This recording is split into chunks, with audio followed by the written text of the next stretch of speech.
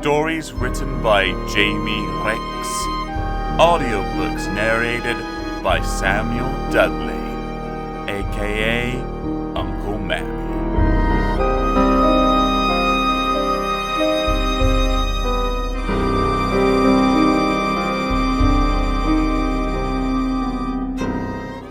Story 8: School Dinners.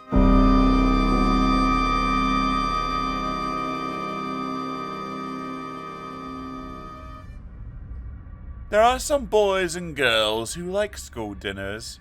There are others who detest them. I knew a boy once called Eugene. We used to call him Blue Bottle because he had the manners of a housefly. To say that he liked school food would not do him justice. He worshipped it. He would quite literally fall to his knees at the very end of every meal and bow his head in the direction of matron. Any other school would have called her the dinner lady, but my school liked to pretend it was posh, so it had to be matron. For ages I thought she was just being polite. But when I realized that he was in fact licking everyone else's dinner droppings off the floorboards under the table, it made me feel quite sick. "You are disgusting!" I'd shout. Eugene's head would appear over the tabletop, his mouth brimming with pork fat and cauliflower leaves. "Yum, yum," he'd say. "Delicious!" As if this behavior was not enough to convince me that human beings were still basically animals, who just happened to be able to drive cars, Eugene had one further trick up his grubby little sleeve. In the middle of each table was a slop bowl, into which every child would scrape the bits of their meal that they didn't eat, the fat, the bones, the slugs, the grit, and occasionally the potatoes. After he had hovered up under the table, Eugene would grab the slop bowl, wave it about over his head, and inquire if there are any takers. Then, while the rest of us closed our eyes and fought back the rising nausea in our throats, Eugene would down the contents of this bowl in one. Afterwards, he'd always burp and always say, "Pardon me, mustn't forget my manners." I shared a table with Eugene for 5 years. Little wonder then that over a period of time, I slowly came to loathe the sight of school dinners. You cannot imagine how I suffered when matron slapped a dollop of stewed peas, 6 pieces of bacon rind, and a hunk of liver, still packed full of rubber tubes, onto my plate. She may as well have given me a cow pat to eat. I think I would have preferred it. My parents got very angry with me. They told me I was stupid and selfish, that there were hungry people who'd give their right arms to eat what I chose to throw away. I would have been happy to send it to them, but Eugene had always eaten my leftovers before I had a chance to wrap them up. Sometimes, just to please my parents, I would try to look on the bright side. "What's for pudding?" I'd say cheerfully, as matron dumped the watery meat stew into my bowl. "Lumpy cold rice with sweet cherry jam," she'd reply. "Or prunes." Was there no escaping this living hell? The answer, sadly, was no. I was played by matron.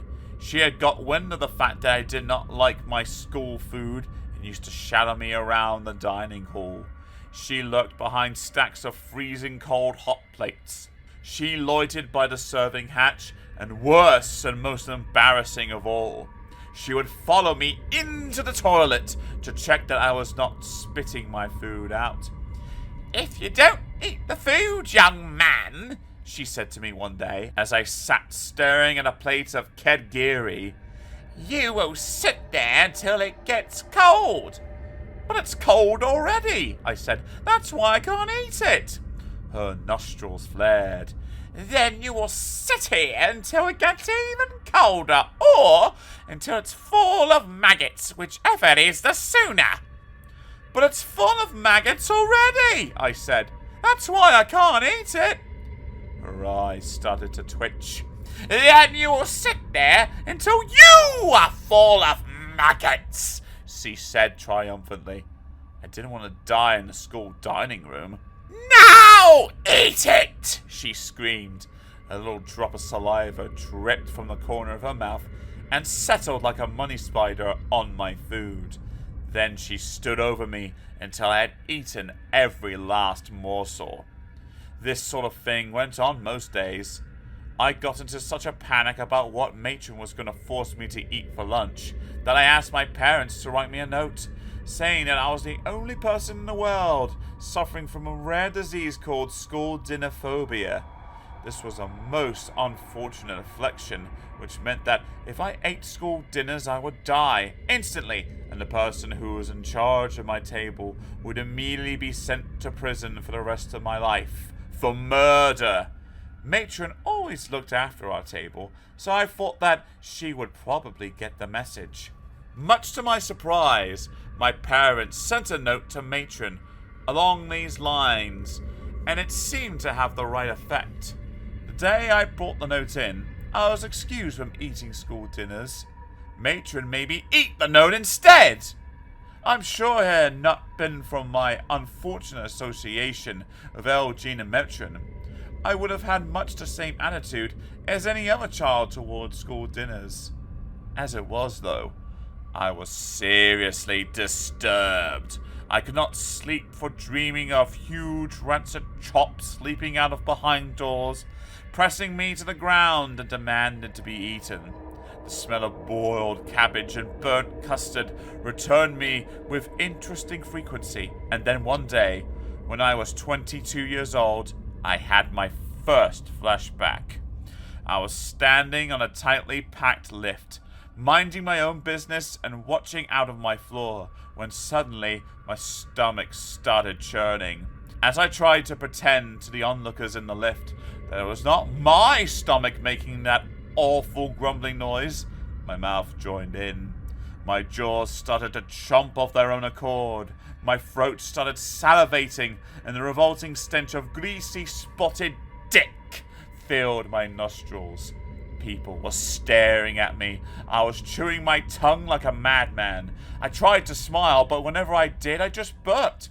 And every time I burped, a lump of spotted dick popped from nowhere into my mouth. I couldn't spit it out, not in front of all those people, so, to my complete disgust, I was forced to eat it.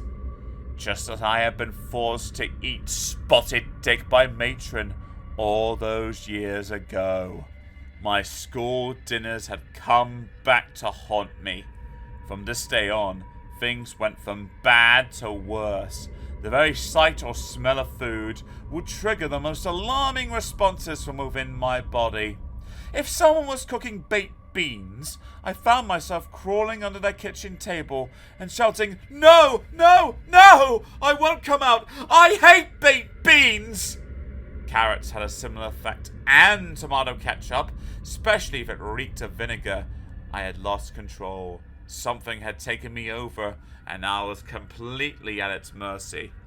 One night, I took my girlfriend to a very posh restaurant. It was an important evening for me, and I was desperate to leave her with the impression that I was a cool, laid-back guy, whom it was well worth getting to know better. The waiter took our coats and showed us to a candlelit table for two in the corner. Perfect, I thought. She's going to love this. The menu was superb. Lobster, medallions of beef, grilled sole, lamb noisettes, and countless other dishes that could not have reminded me less of those poisonous school dinners. It was a great relief. I felt confident for the first time in months that I was not going to experience a psychic flashback. At the bottom of the menu, there was a special notice printed in gold ink. It said, "For the perfect night out, why not try our chef's specialty? Only £125 for 2 persons." How could I resist? I ordered champagne, the chef's specialty for 2, and sat back to gaze deeply into my loved one's eyes. A few minutes later, 3 trumpeters approached our table, stood to attention behind my chair, and blew a fanfare. The other people in the restaurant stopped eating and turned to look. The head waiter emerged from the kitchens wheeling a trolley with a huge gold plate on it. The restaurant applauded, My girlfriend laughed, and the chef's specialty was ceremoniously brought to our table. What an evening this was turning out to be. "With the compliments of the chef," said the head waiter, taking the lid off the gold plate. My stomach lurched, my throat tightened, and I could hear Matron chaining me to eat it all up or else. "No, I won't!" I shouted, pulling the tablecloth off the table and upsetting champagne all over my girlfriend. "You can't make me!" "Monsieur," said the head waiter, who was a little alarmed, "is it not to your liking?" "I hate fish sticks!" I wailed. "They make me throw up!"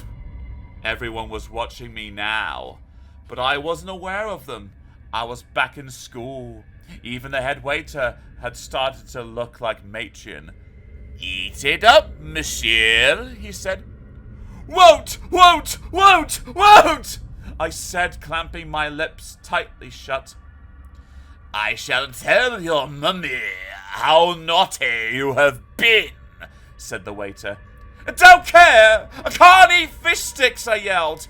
Then I threw a bread roll at him and disappeared under the table. My girlfriend had started crying by now. In fact, she'd left. She had never been so embarrassed in all her life. I could see her point. The head waiter was trying Matron's old trick. "Shall we park Daddy's car into the garage?" he said, holding out a spoonful of fish cake. Then he added, "Bloom, bloom! See what a shiny red car it is!" I poked my head above the table to look, and he grabbed my chin, forcing my mouth open. "Open the garage doors," he said loudly, "because here it comes!" I yelled and kicked and thumped the table as he tried to force the food into my mouth. I even spat some in his face. In the end, though, I must have eaten the catfish, because when I woke up on the pavement outside the restaurant, it was all around my mouth, like a breadcrumb mustache. This all happened many years ago. I'm an old man now. Most of my life had been spent in the shadow of this terrible haunting.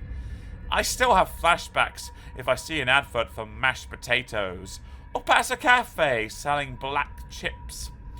But I have found that by living alone and seeing no one, I have been able to keep the ghost of school dinners more or less at bay. Unfortunately, next week is my 83rd birthday, and I am going to live in an old people's home. I won't pretend I'm happy about it, because I'm not. You see, there's a matron there, a very familiar-looking matron, who has promised me that the first thing she's going to do when I arrive is started feeding me up!